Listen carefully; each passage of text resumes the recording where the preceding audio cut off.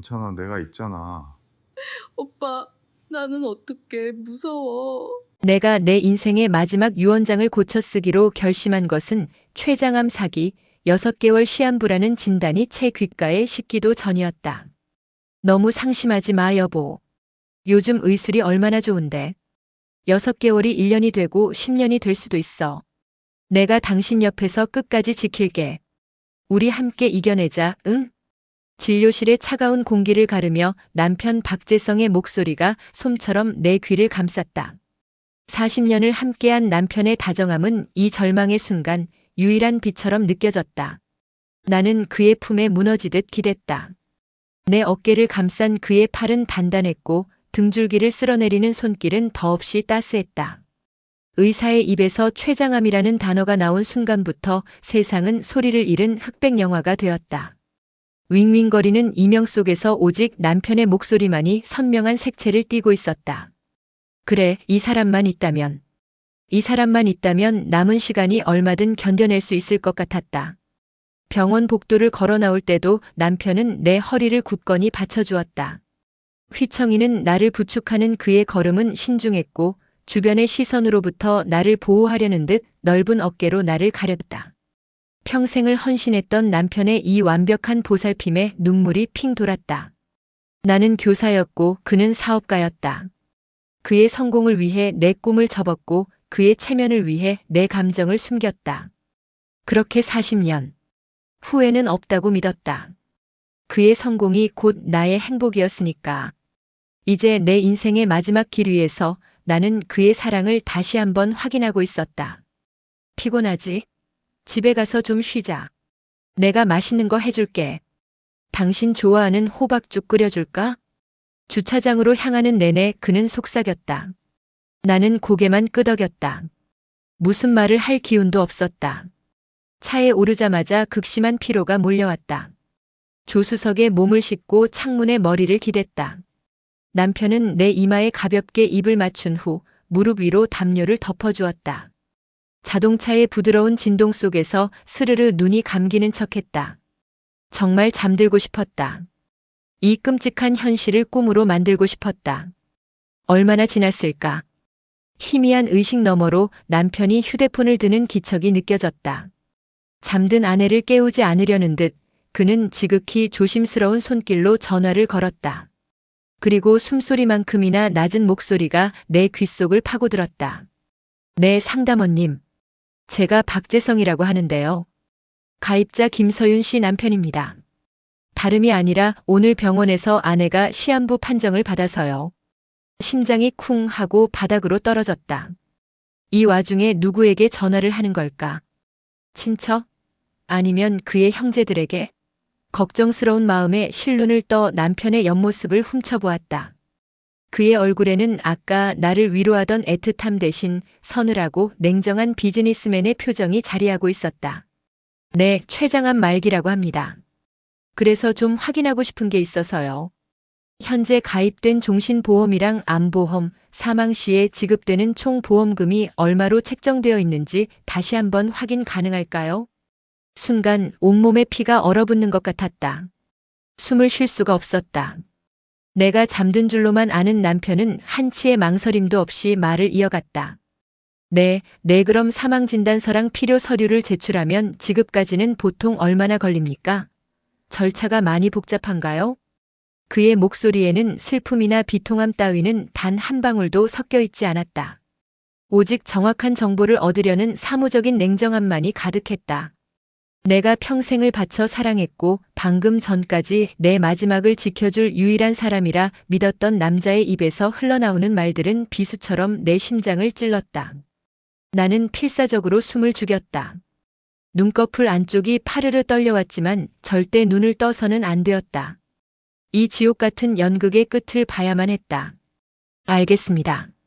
그럼 그때 다시 연락드리겠습니다. 수고하세요.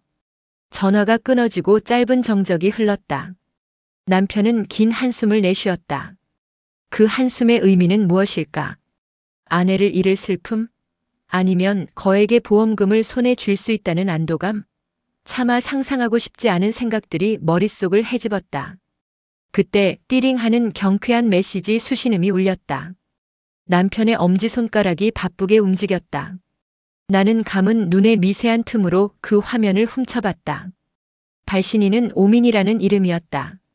그의 회사 격리부장이었던 여자. 오빠 어떻게 됐어?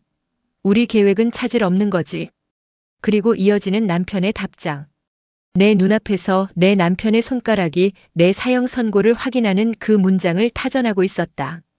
예상대로야. 6개월. 시간 충분해. 조금만 더 고생하고 우리 파라다이스로 떠나자. 파라다이스. 그 단어에 나는 온몸의 힘이 쭉 빠져나가는 것을 느꼈다. 눈앞이 캄캄해졌다. 40년의 세월이 주마등처럼 스쳐 지나갔다. 그의 사업이 어려울 때 친정 부모님이 물려주신 땅을 팔아 빚을 막아주었던 날들. 아이들 유학 뒷바라지를 위해 밤새 부업을 하던 내 젊은 날. 명절마다 그의 대가족 시중을 들며 부르텄던 내 손. 그 모든 헌신의 순간들이 거대한 조롱이 되어 나를 덮쳐왔다. 나는 죽어가고 있었다. 그런데 내 남편은 나의 죽음을 디딤돌 삼아 내연녀와 함께할 파라다이스를 꿈꾸고 있었다. 내 사망보험금은 그의 빚을 청산하고 새로운 삶을 시작할 마지막 탈출구였던 것이다. 나를 끌어안던 그의 따스한 품은 나를 향한 애정이 아니라 내 몸뚱이에 매겨진 가격표를 확인하는 탐욕의 손길이었다. 차가 집에 도착했다. 남편은 여전히 다정한 목소리로 나를 깨웠다. 서윤아, 다 왔어. 일어나. 나는 천천히 눈을 떴다. 방금 전 지옥을 엿보고 온 사람이라고는 믿을 수 없을 만큼 평온한 표정을 지으려 애썼다. 그를 바라보았다. 주름진 눈가에 걱정을 가득 담은 채 나를 내려다보는 저 얼굴. 저 완벽한 가면 뒤에 숨겨진 악마의 얼굴을 이제 나는 알고 있었다. 여보. 응, 왜 그래? 어디 불편해? 아니, 그냥 당신이 있어서 다행이라고. 정말이야. 내 말에 그는 안심한 듯 웃었다. 그 미소를 보는 순간 내 안에 무언가가 완전히 부서져 내렸다. 그리고 그 폐허 속에서 차갑고 단단한 결심 하나가 싹 텄다. 그래, 박재성 씨. 당신 말이 맞아. 6개월은 결코 짧은 시간이 아니지. 당신이 당신의 파라다이스를 계획하기에 충분한 시간이라면 내가 당신에게 가장 완벽한 지옥을 선물하기에도 아주 충분한 시간일 테니까. 나는 그가 부축하는 대로 차에서 내려 내가 평생을 갖고 온 정원으로 시선을 돌렸다. 시들기 시작한 가을 국화가 바람에 위태롭게 흔들리고 있었다. 저 꽃들처럼 쓰러져갈 운명이지만 그냥 죽진 않으리라. 내 남은 생명, 그 마지막 한 방울까지 짜내어 당신의 위선을 만천하에 드러내고 당신의 탐욕스러운 계획을 산산조각 내주리라. 나의 복수는 나의 죽음과 함께 가장 화려하게 완성될 것이다. 그날 이후 우리 집은 완벽한 비극의 무대가 되었다. 그리고 나는 내 인생 최고의 배우가 되기로 결심했다. 남편 박재성이 차려주는 호박죽을 받아먹으며 나는 힘겹게 미소 지었다. 그의 숟가락이 내 입으로 들어올 때마다 속이 뒤틀렸지만 나는 천천히 음식을 삼키며 고마움을 표했다. 여보, 당신 없었으면 나 어쩔 뻔했을까? 정말 고마워. 내 가녀린 목소리에 재성은 만족스러운 표정을 지었다. 그는 내 이마에 흐른 땀을 닦아주며 말했다. 그런 소리 마. 당신이 내 곁에 있어주는 것만으로도 감사해. 아무 생각 말고 치료에만 전념해. 모든 건 내가 다 알아서 할 테니. 모든 것. 그 단어의 섬뜩한 의미를 이제 나는 안다. 나의 죽음 뒤에 따라올 모든 것. 보험금 수령, 재산 정리, 그리고 내연녀와의 새로운 출발까지. 나는 그의 위선적인 연극에 기꺼이 관객이 되어주었다. 아니, 주연 배우가 되어주었다. 나는 하루가 다르게 쇠약해지는 시한부 아내를 연기했다. 그의 부축 없이는 걷지 못했고 그의 간호 없이는 약도 삼키지 못하는 연약한 존재가 되었다. 나의 완벽한 연기 덕분이었을까 재성은 나에 대한 경계를 완전히 풀었다. 그는 이제 내 앞에서 보란듯이 휴대폰을 만지작거렸고 회사 일이라는 핑계를 대며 밤늦게 외출하는 횟수도 잦아졌다.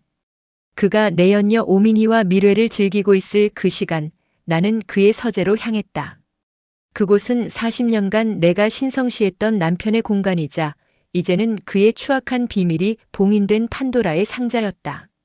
그의 책상 가장 깊숙한 서랍은 늘 잠겨 있었다. 하지만 나는 알고 있었다. 그가 예비 열쇠를 윌리엄 포크너의 낡은 양장본 사이에 숨겨둔다는 것을. 젊은 시절 그가 가장 존경한다던 작가였다. 책을 펼치자 차가운 쇠붙이가 손바닥 위로 떨어졌다. 심장이 미친 듯이 뛰었지만 손은 떨리지 않았다. 서랍 안에는 그의 모든 것이 있었다. 여기저기서 끌어다 쓴 대출 서류, 상환 독촉장, 그리고 법원에서 날아온 붉은 글씨의 압류 통지서까지.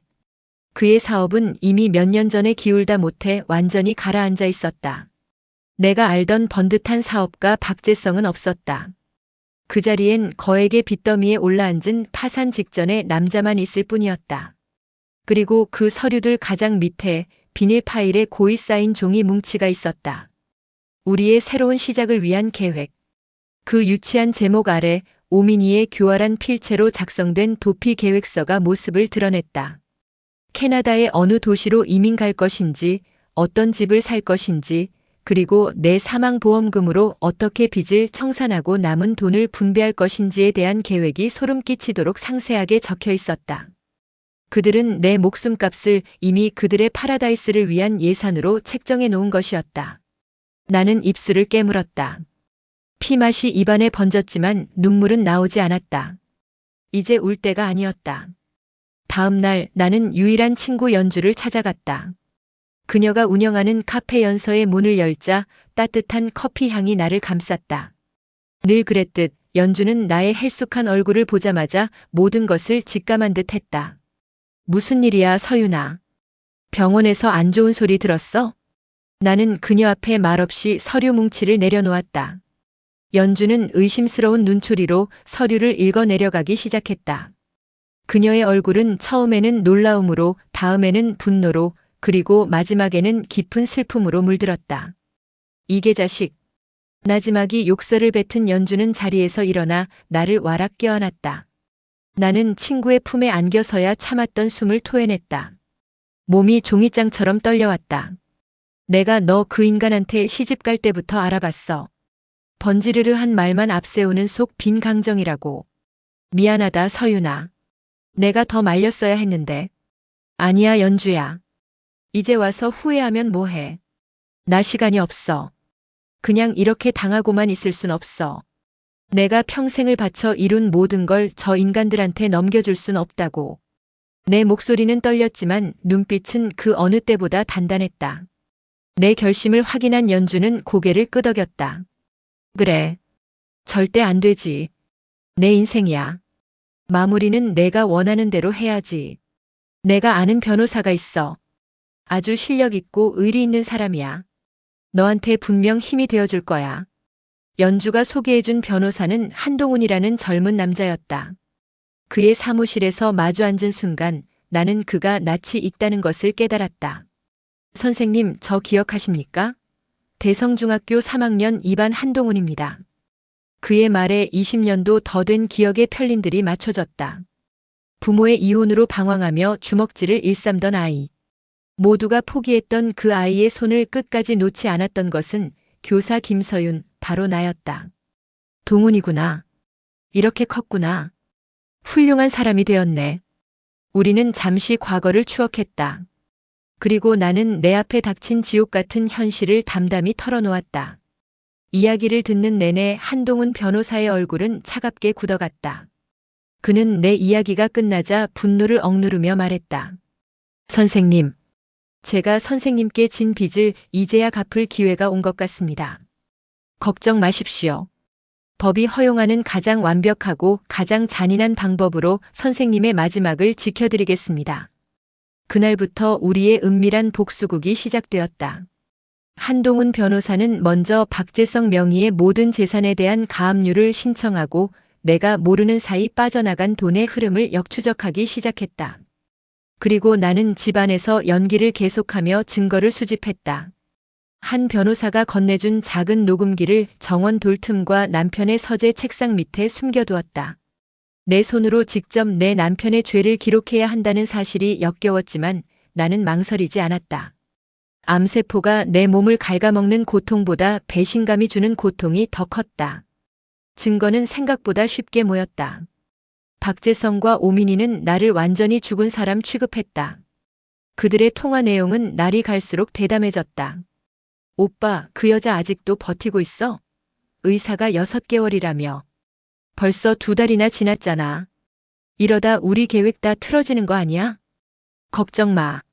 내가 알아서 하고 있어. 요즘 들어 통 기운을 못 차리더군. 의사가 처방해준 약도 내가 살짝 바꿔놨어. 영양제 대신 수면제로. 잠이라도 푹 자야 편히 갈 테니 내가 마지막으로 베푸는 은혜지. 하하. 녹음기 너머로 들려오는 남편의 웃음소리에 나는 온몸의 피가 역류하는 듯한 분노를 느꼈다. 그가 매일 밤 기력 회복에 좋은 약이라며 건네주던 알약. 그것이 나의 생명을 단축시키려는 독약이었다는 사실을 깨닫자 연민의 마지막 한 조각마저 산산이 부서져 내렸다. 그는 이제 더 이상 내 남편이 아니었다. 내 목숨을 노리는 살인자일 뿐이었다. 나는 녹취 파일을 곧장 한동훈 변호사에게 전송했다. 이것으로 게임은 끝났다. 이제 마지막 무대를 준비할 시간이었다. 나는 수척한 얼굴로 재성에게 다가가 말했다. 여보, 나 아무래도 얼마 못 살 것 같아. 마지막으로 당신한테 부탁 하나만 해도 될까? 내 시한부 고백에 그의 눈빛이 순간적으로 빛나는 것을 나는 놓치지 않았다. 무슨 소리야, 그런 약한 소리 하지 마. 부탁이 뭔데, 다 말해봐. 내가 다 들어줄게. 우리 곧 결혼 40주년이잖아.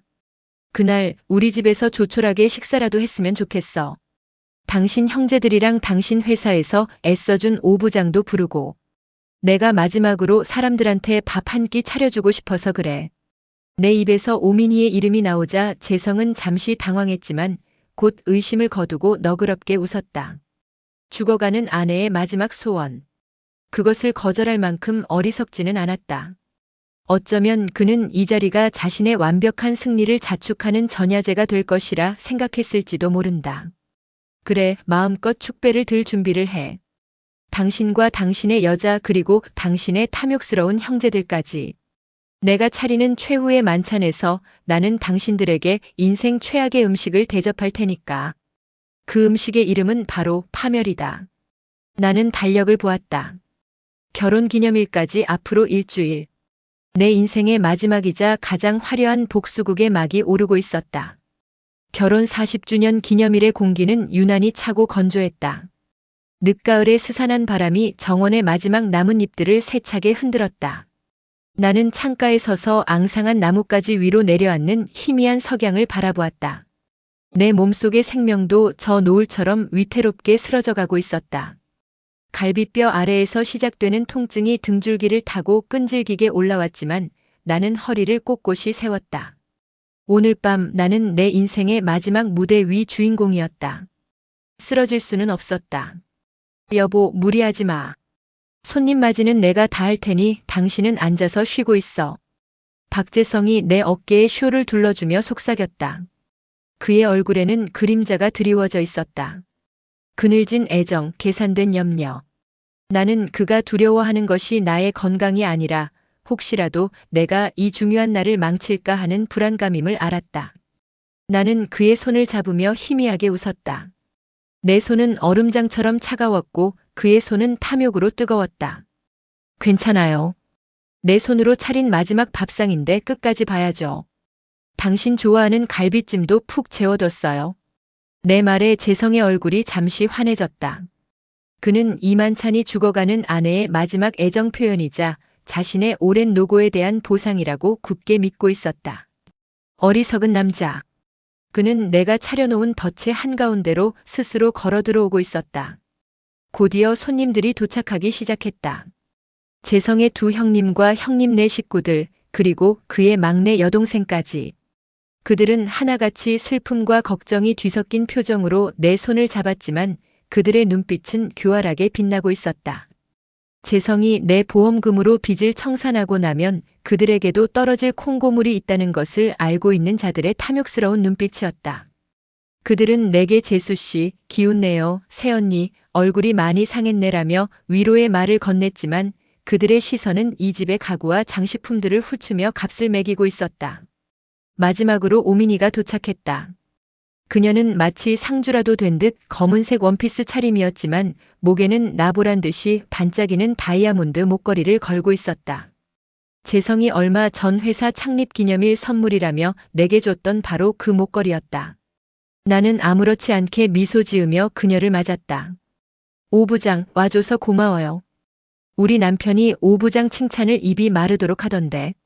힘들 때 옆에서 힘이 되어줘서 고맙다고. 내 말에 오민이의 얼굴이 순간 굳었다. 재성은 어색하게 헛기침을 하며 분위기를 수습했다. 하, 그럼. 오 부장이 일 처리가 얼마나 야무진데. 내 오른팔이지, 오른팔. 나는 속으로 차갑게 웃었다. 오른팔이 아니라 내 침대를 차지할 준비를 마친 요부겠지. 식탁은 풍성하게 차려졌다. 내가 평생을 바쳐 모은 아름다운 그릇들 위로 정성껏 만든 음식들이 올랐다.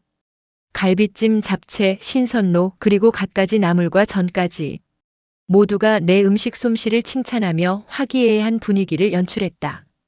재성은 내 옆에 앉아 끊임없이 내 접시에 음식을 덜어주었고 시시때때로 내 등을 쓸어주며 다정한 남편을 연기했다. 오민이는 맞은편에 앉아 마치 이 집의 안주인이라도 되는 양재성의 형님들과 스스럼 없이 대화를 나누었다. 그들은 완벽한 한편이었다. 죽어가는 나만 빼고. 나는 거의 음식을 입에 대지 않았다. 그들이 개걸스럽게 내 마지막 만찬을 즐기는 모습을 지켜볼 뿐이었다. 내 몫의 갈비찜을 재성의 그릇에 덜어주자 그는 감동한 표정으로 내 손을 잡았다. 당신은 먹지도 않고 마지막까지 내 생각뿐이구나, 여보. 나는 대답 대신 옅게 미소만 지었다. 그래, 마지막까지 당신 생각뿐이지. 당신을 어떻게 가장 처참하게 무너뜨릴 수 있을까, 오직 그 생각뿐이야. 어느덧 식사가 끝나고 와인잔이 채워졌다. 재성이 자리에서 일어나 잔을 높이 들었다. 그의 얼굴은 술기운과 만족감으로 붉게 상기되어 있었다. 자, 다들 주목해 주십시오. 오늘 이 자리는 저와 제 아내 서윤이의 결혼 40주년을 축하하는 자리입니다. 아시다시피 제 아내가 지금 몸이 많이 편치 않습니다. 하지만 이렇게 힘든 와중에도 저를 위해 그리고 여러분을 위해 이 귀한 자리를 마련해 주었습니다. 서윤아, 지난 40년 동안 못난 남편 만나 고생만 했지. 당신의 그 헌신과 사랑 평생 잊지 않을게. 그리고 남은 시간 동안 내가 당신 곁에서 최선을 다해 지킬게. 당신을 위해 그리고 우리 부부의 아름다웠던 40년의 사랑을 위해 다 함께 건배합시다. 박수 소리가 터져 나왔다. 재성의 형제들은 역시 박 사장이야. 재수 씨는 복 받았네라며 추임새를 넣었다. 오민이는 손수건으로 눈가를 찍는 신용까지 했다. 완벽한 위선자들의 축제였다. 모두의 시선이 내게로 쏠렸다. 나는 천천히 자리에서 일어났다. 다리가 후들거렸지만 식탁 모서리를 짚고 꼿꼿이 섰다. 방금 전까지 희미했던 내 눈빛이 얼음처럼 차갑고 단단하게 빛나기 시작했다. 네, 여보. 당신 말이 맞아요. 우리의 40년 참 아름다웠죠. 그래서 저도 오늘 이 아름다운 날을 기념하기 위해 작은 선물을 준비했어요. 당신과 여기 계신 모든 분들을 위한 제 마지막 선물입니다. 내 목소리는 나지막했지만 식탁 위를 떠돌던 소란을 잠재우기엔 충분했다. 모두의 얼굴에 의아함이 떠올랐다. 재성은 선물이라니 당신 몸도 성치 않은데라며 나를 말리려 했지만 나는 그의 손을 뿌리쳤다. 그때 현관문이 열리고 두 사람이 들어섰다. 내 유일한 친구 연주와 한동훈 변호사였다. 말끔한 정장 차림의 한 변호사는 손에 두꺼운 서류 가방을 들고 있었다. 갑작스러운 외부인의 등장에 재성과 그의 가족들은 당황한 기색이 역력했다. 누구신데 함부로 들어오십니까? 재성이 소리치자 한동훈 변호사가 앞으로 나서며 명함을 내밀었다. 법무법인 정의의 한동훈 변호사입니다. 김서윤 여사님의 법률 대리인 자격으로 이 자리에 참석했습니다. 법률 대리인이라는 말에 재성의 얼굴이 하얗게 질렸다. 그는 본능적으로 무언가 잘못되었음을 직감했다. 나는 식탁 가운데로 걸어나가 한 변호사가 건네준 서류 봉투를 들었다. 제 유언장입니다. 내 말에 식탁에는 완전한 침묵이 흘렀다. 오직 사람들의 거친 숨소리와 내 심장 소리만이 들리는 듯 했다. 여러분도 아시다시피 제게 남은 시간은 얼마 없습니다. 그래서 제 마지막 뜻을 명확히 하고자 합니다. 한동훈 변호사님, 낭독해 주시겠어요? 한동훈 변호사는 고개를 끄덕이고 서류를 펼쳐들었다. 그의 냉철하고 또렷한 목소리가 거실을 가득 메웠다. 유원장, 본인 김서윤은 다음과 같이 나의 마지막 의사를 밝힌다. 하나, 내가 소유한 모든 부동산, 경기도 5호 소재의 주택과 토지, 그리고 강남구 5호의 아파트는 사회복지법인 푸른나무 장학재단에 기부한다. 뭐라고요? 재성의 첫째 형이 벌떡 일어섰다. 재성은 믿을 수 없다는 듯 나를 쳐다봤다. 나는 그를 무시하고 변호사에게 낭독을 계속하라는 눈짓을 보냈다. 하나, 내가 소유한 모든 금융자산, 예금, 주식, 그리고 나의 사망으로 인해 발생할 모든 보험금 역시 푸른나무 장학재단에 기부하여 불우한 환경의 청소년들을 위해 사용하도록 한다. 이게 무슨 미친 소리야? 서윤아, 당신 지금 제정신이야? 왜 이래? 재성이 드디어 폭발했다. 그는 내게 달려들어 유원장을 빼앗으려 했다. 하지만 연주가 그의 앞을 막아섰다. 가만히 있어, 박재성 씨. 아직 안 끝났어. 가장 중요한 부분이 남았거든. 한동훈 변호사는 헛기침 한 번으로 좌중을 정리하고 유원장의 마지막 부분을 읽어내려갔다. 그의 목소리는 이전보다 더욱 힘이 실려 있었다. 하나 이상의 모든 결정은 나의 남편 박재성의 장기간에 걸친 혼인 파탄 행위와 나에 대한 기망 행위에 근거한 것이다. 남편 박재성은 자신의 회사 격리부장 오민희와 10년 이상 불륜 관계를 유지해왔으며 사업 실패로 인한 거액의 채무를 숨기고 나의 사망보험금을 편취하여 내연녀와 해외로 도피할 계획을 세웠다. 이에 본인 김서윤은 남편 박재성에게는 단 한 푼의 유산도 상속하지 않을 것을 천명하며 거기까지 읽었을 때 재성은 이성을 잃고 포효했다. 거짓말이야. 저 여자가 병 때문에 헛소리를 하는 거라고. 증거 있어? 증거 있냐고. 그는 미친 사람처럼 외쳤다. 오민희는 사색이 된 채 입술만 파르르 떨고 있었다. 재성의 형제들도 재수씨, 어떻게 이런 말도 안 되느니라며 웅성거렸다. 나는 그 광경을 차갑게 지켜보다가 조용히 입을 열었다. 증거 원하세요, 여보? 나는 탁자 위에 놓여있던 작은 블루투스 스피커의 전원을 켰다. 그리고 내 휴대폰의 재생 버튼을 눌렀다. 잠시의 정적 후 스피커에서 너무나도 익숙한 목소리가 흘러나왔다. 걱정 마. 내가 알아서 하고 있어. 요즘 들어 통 기운을 못 차리더군. 의사가 처방해준 약도 내가 살짝 바꿔놨어. 영양제 대신 수면제로. 잠이라도 푹 자야 편히 갈 테니 내가 마지막으로 베푸는 은혜지. 하하. 박재성, 자기 자신의 목소리였다. 경쾌하기까지 한 그 웃음소리가 거실에 울려 퍼지는 순간 시간은 멈췄다. 재성의 형제들은 입을 떡 벌렸고 여동생은 비명을 지르며 자신의 귀를 막았다. 재성은 얼굴에서 핏기가 완전히 가신 채 유령이라도 본 사람처럼 스피커를 쳐다봤다. 하지만 나의 복수는 거기서 끝나지 않았다. 다음 파일이 자동으로 재생되었다. 이번에는 오민희의 교활한 목소리였다. 오빠, 그 여자 아직도 버티고 있어? 의사가 6개월이라며. 벌써 2달이나 지났잖아.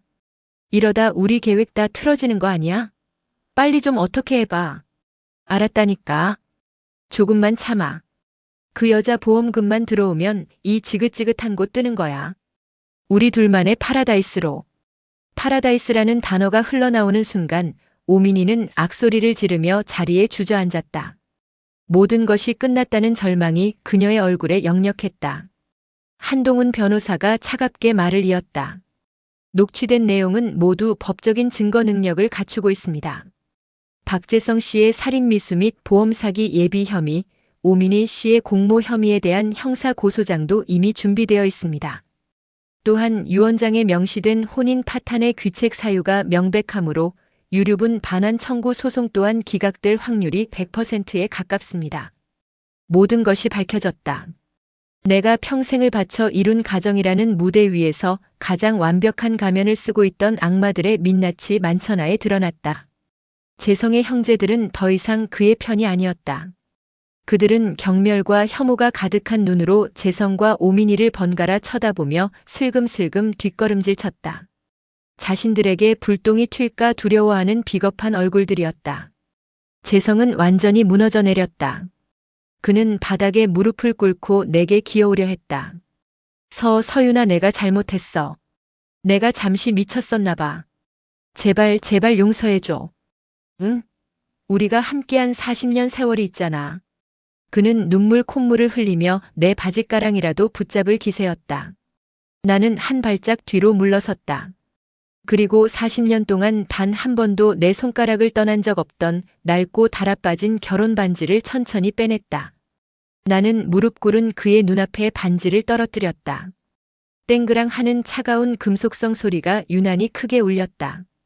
당신이 말하는 40년의 세월은 이거 하나로 끝났어. 나는 당신에게 내 인생 전부를 주었지만 당신은 고작 돈 몇 푼과 내 인생을 맞바꾸려 했지. 당신에게 주는 내 마지막 유산은 돈이 아니야.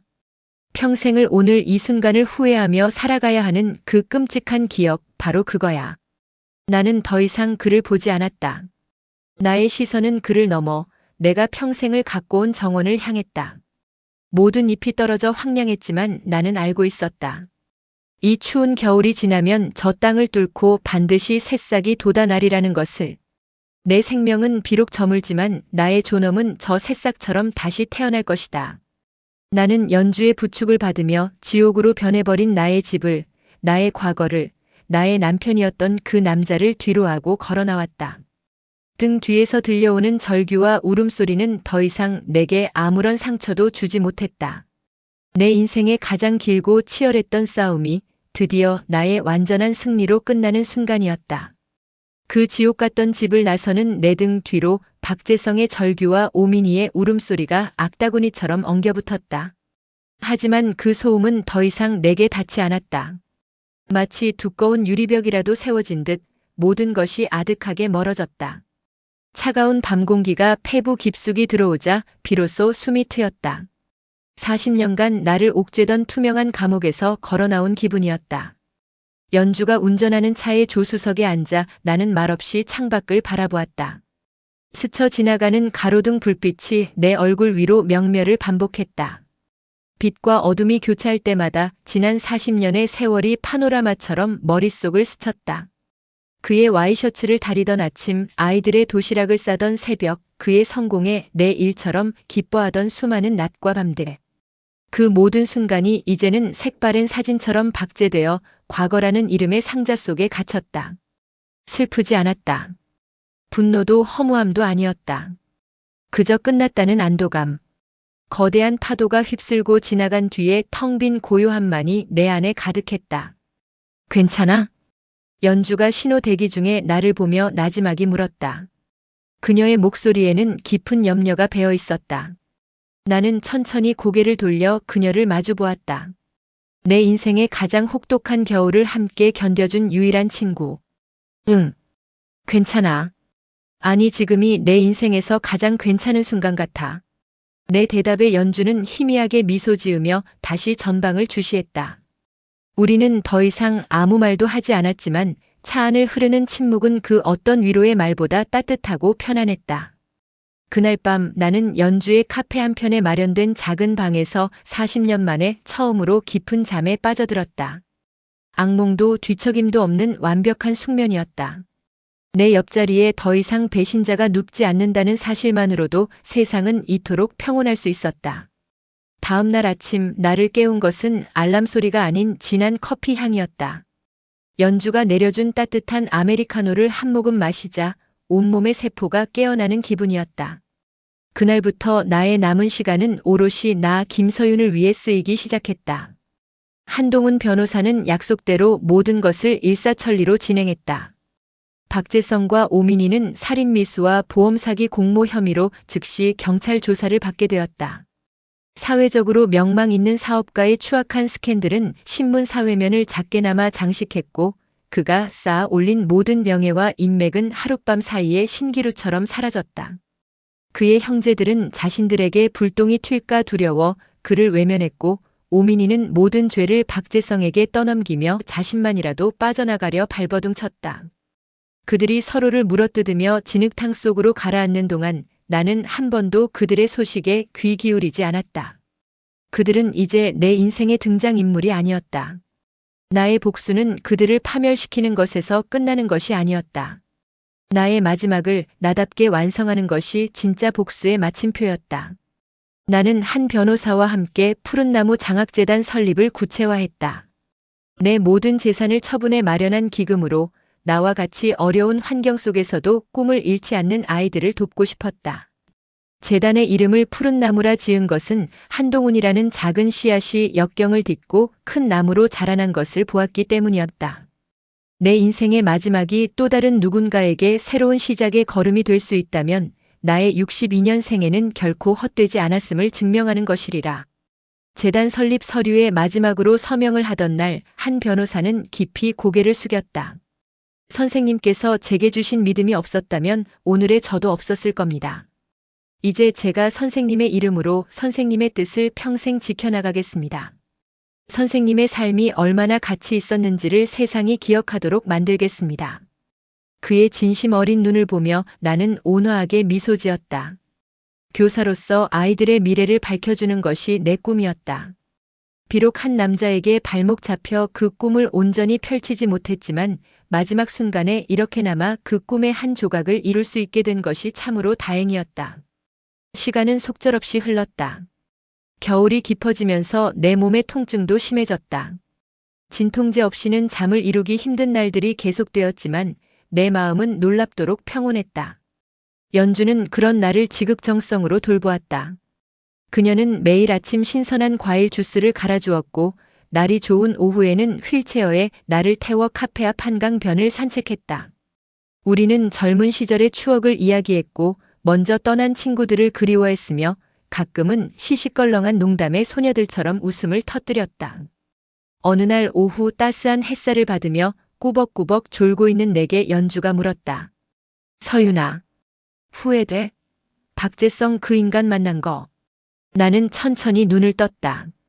앙상한 나뭇가지 끝에 매달린 겨울 햇살이 부서지고 있었다. 후회 안 한다면 거짓말이겠지. 내 청춘, 내 인생 전부를 도둑맞은 기분이니까. 그런데 연주야. 이상하게도 그 인간을 증오했던 마지막 몇 달 덕분에 나는 진짜 나를 찾았어. 평생을 누군가의 아내, 누군가의 엄마로 살다가 죽기 직전에야 비로소 김서윤으로 살아볼 용기를 얻은 거야. 그러니 마냥 후회스럽지만은 않아. 아주 비싼 수업료를 내고 인생의 마지막에 가장 중요한 걸 배운 셈이니까. 내 말에 연주는 아무 말 없이 내 손을 꼭 잡아주었다. 그녀의 손에서 전해지는 온기가 내 남은 생의 가장 큰 위로였다. 겨우내 나는 내가 평생을 갖고 온 그 집의 정원을 생각했다. 그곳은 나의 분신과도 같았다. 봄이면 화사한 목련과 벚꽃이 피었고 여름이면 탐스러운 수국이 그늘을 만들었다. 가을이면 붉은 단풍과 노란 국화가 만발했고 겨울이면 하얀 눈 아래서 다음 해봄을 묵묵히 준비했다. 그 정원은 나의 희생과 헌신으로 피어난 꽃밭이었지만 이제는 나의 존엄과 의지로 다시 태어날 땅이었다. 나는 연주에게 부탁해 정원 설계도를 구했다. 그리고 휠체어에 앉아 떨리는 손으로 연필을 잡고 새로운 정원을 그리기 시작했다.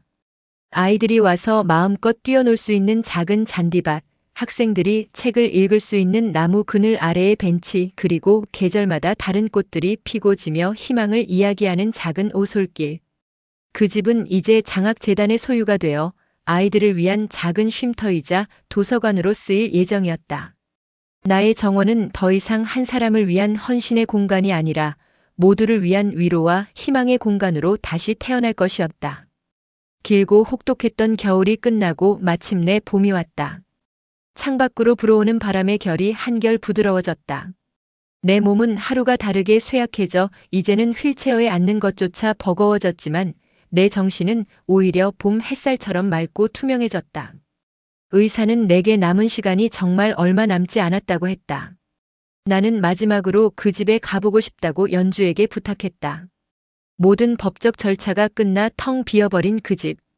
연주는 한참을 망설였지만 나의 간절한 눈빛에 결국 고개를 끄덕였다. 따스한 4월의 어느 날 오후 우리는 그 집에 도착했다. 대문이 열리고 익숙한 풍경이 눈에 들어오는 순간 나는 숨을 깊게 들이마셨다. 공기 중에 섞인 흙냄새와 이제 막 피기 시작한 라일락 향기. 내 기억 속의 그 냄새였다. 연주가 미는 휠체어를 타고 나는 천천히 정원을 둘러보았다.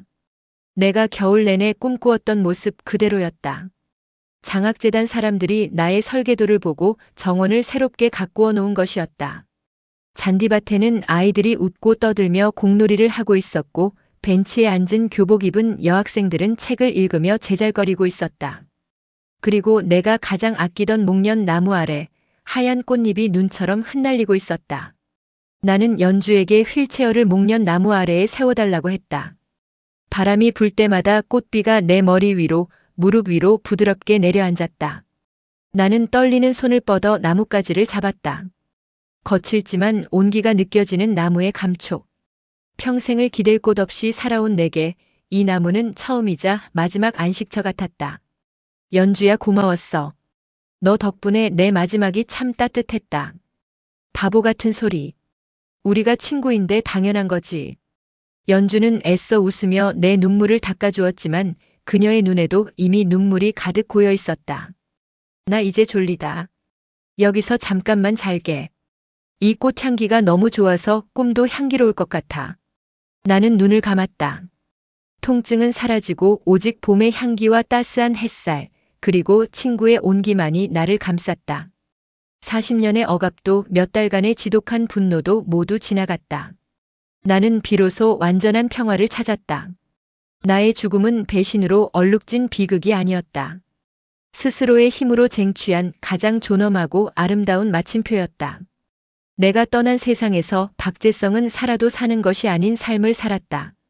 그는 짧은 수감 생활을 마치고 세상으로 나왔지만 그를 기다리는 것은 아무것도 없었다. 빈털터리가 된 그를 오민이는 저주하며 떠났고 형제들은 그를 집안의 수치로 여기며 의절했다. 그는 갈 곳 없이 떠돌다 결국 모든 추억과 악몽이 서린 그 집 주변을 배회했다. 이제는 아이들의 웃음소리가 가득한 나의 집. 그는 멀리서 담장 너머로 자신이 그토록 경멸하고 죽음으로 내몰았던 아내가 만든 그 평화로운 풍경을 망연자실하게 바라보았다. 자신이 가꾼 것이라 믿었던 그 아름다운 정원은 자신이 없어도, 아니 자신이 없기에 비로소 더욱 찬란하게 빛나고 있었다. 사람들은 그를 보며 손가락질했다. 조강지처의 목숨값으로 내 연녀와 놀아나려다 천벌받은 늙은이라고. 그는 그 경멸의 시선을 피할 수 없었다. 그가 버린 아내의 이름은 장학재단을 통해 영원히 기억되었지만 그의 이름은 탐욕스러운 배신자의 대명사가 되어 세상에 낙인 찍혔다. 그는 매일 밤 꿈을 꾸었다. 최후의 만찬날 차갑게 식어버린 눈으로 자신을 내려다보던 나의 마지막 모습. 그리고 그의 발치에 떨어지며 땡그랑 소리를 내던 낡은 결혼반지. 그는 그 꿈에서 벗어나기 위해 발버둥 쳤지만 그 기억은 그가 짊어지고 가야 할 영원한 형벌이었다. 나의 빈자리와 자신이 저지른 죄의 무게. 그것이 내가 그에게 남긴 유일하고도 가장 완벽한 유산이었다. 그는 그렇게 나의 그림자 속에서 영원히 길을 잃은 채 비참하고 고독한 말년을 살아갈 것이다. 김서윤 여사님의 마지막 유산, 여러분은 어떻게 생각하시나요? 진정한 복수란 무엇인지 댓글로 의견을 나눠주세요. 영상이 좋으셨다면 구독과 좋아요도 잊지 마세요.